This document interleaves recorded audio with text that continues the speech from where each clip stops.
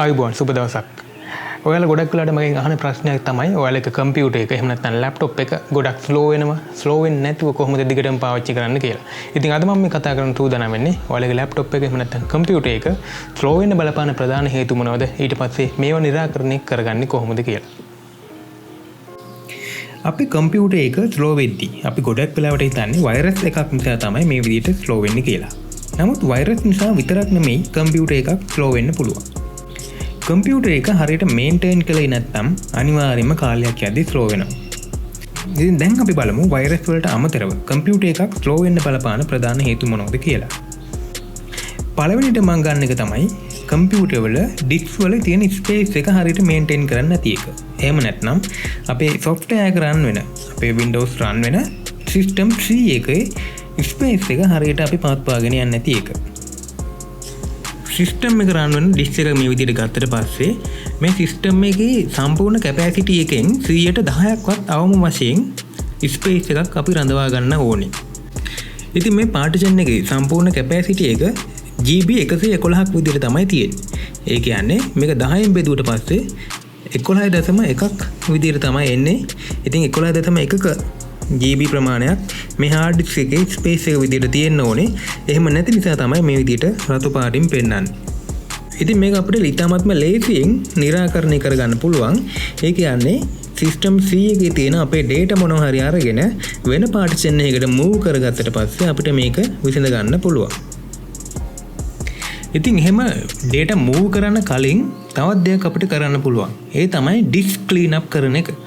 ඒකට මේ විදිහට system එක උඩ දකුණු පැත්තේ mouse එක click කරලා එහෙම නැත්නම් right mouse click කරලා පහළම තියෙන properties වලට ගියාට පස්සේ අපිට බලා ගන්න පුළුවන් මේ විදිහට disk clean up කියලා එකක් තියෙනවා.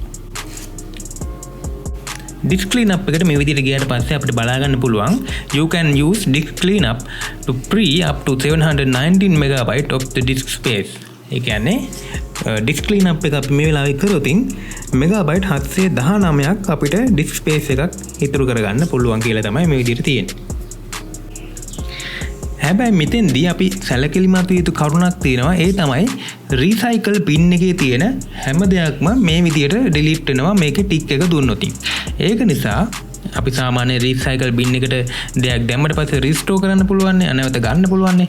ඒක නිසා අපි ටිකක් සැලකිලිමත් වෙන්න ඕනේ recycle bin එකේ මේ වෙලාවේ මොනවද තියෙන්නේ කියලා.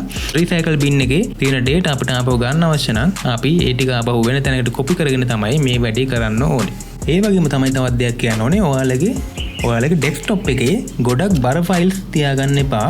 desktop එකේ අපි තියාගන්න අවශ්‍ය කරන්නේ අපේ programs වලට අදාළ icons විතරයි. ඒ වගේ බර files තියාගත්තොත් ඒකත් ඔයාලගේ laptop එක computer එක slow වෙන්න බලපානවා. ඊට පස්සේ මම හදන්නේ මේ desktop එකේ තියෙන files ටිකක් මේ විදියට cut කරලා වෙන partition එකකට paste කරගන්න එක. එතකොට මට මෙන්න මේ විදියට මට අවශ්‍ය ප්‍රමාණයටත් වඩා ඊට මේ විදියට හදාගන්න පුළුවන්. ඊට පස්සේ computer එකක් slow වෙන්න බලපාන තවත් දෙයක් තමයි අනවශ්‍ය විදියට programs install කරලා තියාගන්න එක. ඔයාලා දන්නවනේ computer එකක RAM එකක් තියෙනවා. RAM එකකින් කරන කාර්යභාරය තමයි తాවකාලික මතකය ගබඩා කරලා තියාගන්න එක. ඉතින් අනවශ්‍ය විදියට programs ගොඩක් install කරලා තිබුණාට පස්සේ මේ RAM එක ගොඩක් පාවිච්චි වෙනවා. RAM එක ගොඩක් පාවිච්චි වෙද්දී computer එක slow වෙනවා. ඉතින් අනවශ්‍ය programs අපි install කරලා තියෙනවා නම් අපිට මෙන්න මේ විදියට start settings apps කියන එක open කරගත්ත පස්සේ අපිට බලා ගන්න පුළුවන් පහළට මෙන්න මේ විදියට අපි install කරලා තියෙන programs වැඩසටහන් මොනවද කියලා අපිට තියෙනවා. ඉතින් මෙතනින් බලලා ඔයාලා පාවිච්චි කරන්නේ නැති programs විතරක් uninstall කරගන්න පුළුවන්. උදාහරණයක් විදියට දැන් මේ computer එකේ web browsers දෙකක් තියෙනවා. හැබැයි මම පාවිච්චි කරන්නේ එක web browser එකක් විතරයි. Google Chrome එක තමයි මම පාවිච්චි කරන්නේ. ඒකට මෙතන Opera කියන web browser එකක් අපිට බලා ගන්න පුළුවන්. ඒක නිසා Opera කියන web browser එක මට අවශ්‍ය නැති නිසා මට පුළුවන් ඒක මෙතනින් remove කරලා දාගන්න. ඒ වගේම තමයි මෙන්න මේ විදියට Adobe softwares කීපයක් මෙතන install කරලා තියෙනවා. ඉතින් මට මේ විදියට Adobe Lightroom කියන එක අවශ්‍ය නැත්නම් මට මේ විදියට පුළුවන් මේක uninstall කරලා දාන්න. හැබැයි අපි මේ විදියට uninstall කරන්නේ අපි install කරපු ඒවා විතරයි. එහෙම නැතුව කම්පියුටර් එකේ තියෙන ඒවා අපි අන්ඉන්ස්ටෝල් කරන්න යන්නේ නැහැ. එහෙම වුණොත් ප්‍රශ්නයක් වෙනවා. ඒ වගේම තමයි drivers VGA drivers තියෙනවා අපි ඉන්ස්ටෝල් කරපුවා.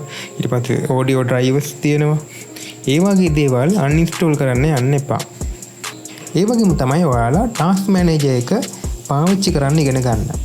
මෙන්න මේ විදිහට task bar එකට ගිහිල්ලා දකුණු පැත්ත එහෙම නැත්නම් right mouse එක click කරාට පස්සේ task manager කියලා මේ විදිහට තියෙනවා. මේක open කරාට පස්සේ අපිට බලා ගන්න පුළුවන් මෙතන ගොඩක් දේවල් තියෙනවා අපිට බලා ගන්න පුළුවන් අපි run කරන programs මොනවද ඊට පස්සේ performance ඒ කියන්නේ අපේ processor එක මොන වගේද වැඩ කරන්නේ කොච්චර run වෙනවද ඊට පස්සේ අපේ memory එක RAM එක කොච්චර run වෙනවද ඊට පස්සේ disk අපි partition ඒව කොච්චර run වෙනවද ඊට පස්සේ අපි පාවිච්චි කරන VGA card එක කොච්චර run වෙනවද ඒවක temperature එක කොච්චර තියෙනවද මේ වගේ ගොඩක් දේවල් අපිට මෙතනින් කියව ගන්න පුළුවන්. දැන් මේ වෙලාවේ කම්පියුටර් එක බැලුවට පස්සේ CPU එකේ යුටිලයිසේෂන් එක එහෙම නැත්නම් භාවිතය 3%ක් 5ක් වගේ අඩු ගානක තමයි තියෙන්නේ. ඉතින් ඒ වගේ තියෙන්න ඕනේ මොකද අපි මේ වෙලාවේ ප්‍රෝග්‍රෑම් මොනවත් රන් කරන්නේ නැති නිසා. ඒ වගේම තමයි මෙමරි එක බැලුවට පස්සේ මේකේ පාවිච්චිය 37ක් වගේ ප්‍රමාණයක තමයි තියෙන්නේ.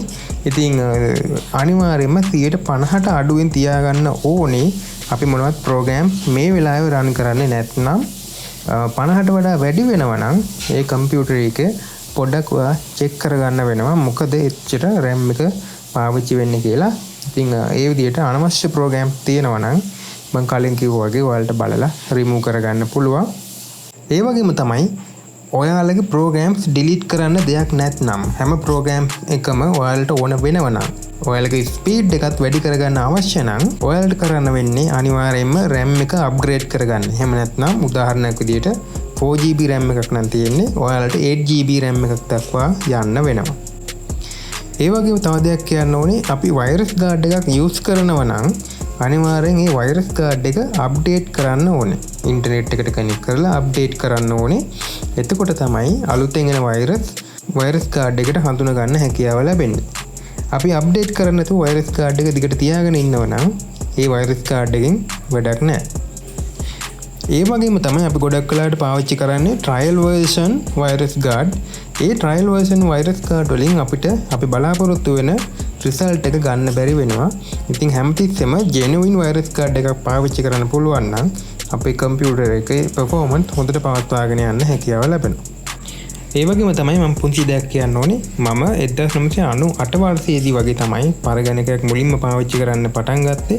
ඉතින් මේ වෙනකන් අවුරුදු 20 ගානක විතර එක්ස්පීරියන්ස් එකක් මගේ තියෙනවා පරිගණක සම්බන්ධයෙන්. ඉතින් ටික ටික හිමීට ඉගෙනගෙන තමයි මේ වෙද්දි මේ තත්ත්වයට ඇවිල්ලා තියෙන්නේ. ඉතින් තවත් ඉගෙන ගන්න ගොඩක් දේවල් තියෙනවා. ඉතින් මම ඔයාලටත් කියන්නේ හැමතිස්සෙම පරිගණක ගැන හොයන්න ඉගෙන ගන්න පුරුදු පුහුණු වෙන්න කියලා තමයි මම ඔයාලට කියන්නේ. ඉතින් භාවිතය තුලින් තමයි අපිට ගොඩක් දේවල් ඉගෙන ගන්න පුළුවන් වෙන්නේ. ඉතින් හැමතිස්සෙම පරිගණක පිළිබඳව හොයන්න යම් දෙයක් දැනගන්න අවශ්‍ය නම් අනිවාර්යයෙන්ම අහන්න අපි ලෑස්ති වෙලා ඉන්නවා ඔයාලට ඒවට උත්තර සපයන්න. එතන මේ වීඩියෝ එක ඔයාලට වැදගත් වෙන්නේ නැති කියලා. ඉතින් වැදගත් වුණා නම් ඔයාලට පුළුවන් මේ වීඩියෝ එක ලයික් කරන්න. ඒ වගේම තමයි ඔයාලට මොන හරි දැනගන්න අවශ්‍ය නම් පහලින් කමෙන්ට් කරන්නත් පුළුවන්. ඒ වගේම තමයි මේ YouTube channel එකත් එක්ක තාමත් ඔයාලා එකතු වෙලා නැත්නම් subscribe කරලා දිගටම වීඩියෝස් බලන්න එකතු වෙන්නත් පුළුවන්. එහෙනම් අප වීඩියෝ එකකින් හම්බෙමු.